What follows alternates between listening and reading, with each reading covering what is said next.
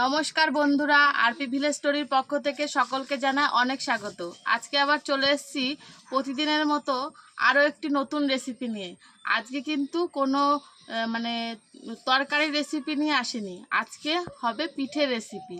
তো তোমরা সম্পূর্ণ ভিডিওটা দেখতে থাকো আমি কিভাবে পিঠেগুলো বানাই। দেখো, এখানে প্রথমে আমি উনুন ধরে নিয়েছি আর উনুনের ওপর কড়াইও বসিয়ে দিয়েছি। এবার কড়াইয়ের ওপর দিয়ে দেব বেশ খানিকটা জল।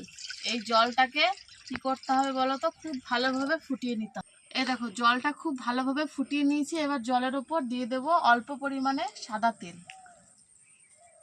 আর দিয়ে দিচ্ছি পরিমাণ মতো নুন। গুঁড়ি নিয়েছি, আতপ চালের গুঁড়িটা জলের ওপর দিয়ে দেব।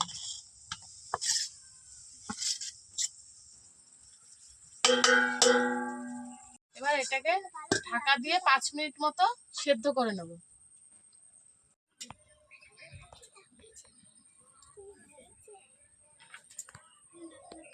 এই দেখো, 5 মিনিট এই আটাটাকে দিয়ে খুব ভালো করে জাল করে নিয়েছি।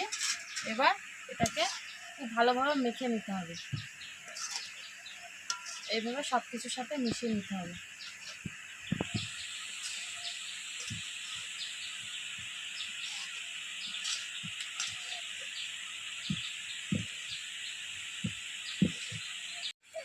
এবার এটাকে গামলায় ঢেলে নেব।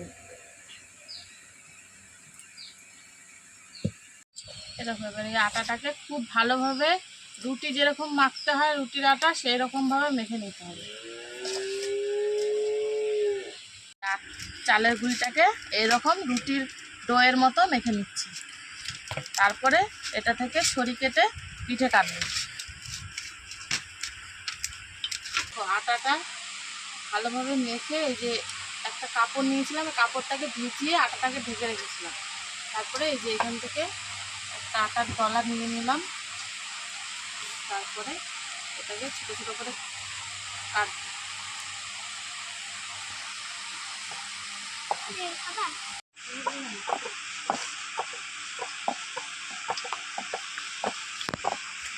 প্রথমে এরকমভাবে লম্বা করে নিতে হবে।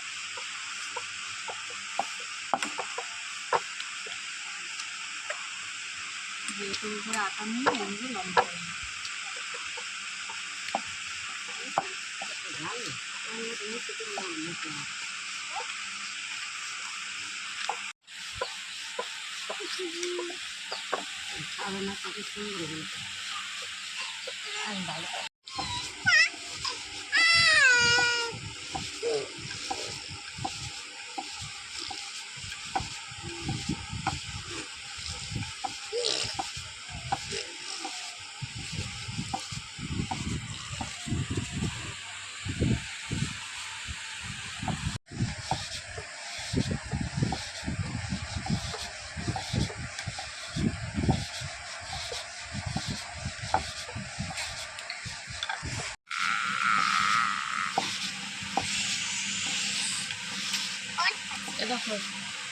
দেখো এরকম লম্বা লম্বা বানিয়ে নিয়েছিলাম। এবার পিঠেগুলো কেটে নেবো।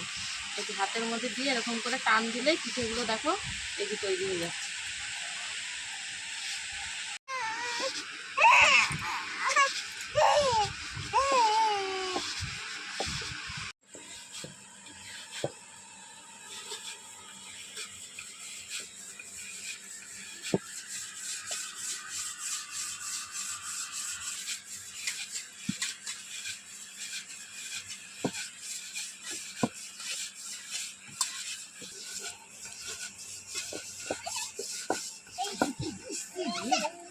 এগুলো বানিয়ে নিয়েছি আর এদিকে দেখো দুধও খুব ভালোভাবে জাল করে নিয়েছি। এবার দুধের মধ্যে দিয়ে দেব চিনি। চিনিটা পরিমাণ মতোই দিতে হবে।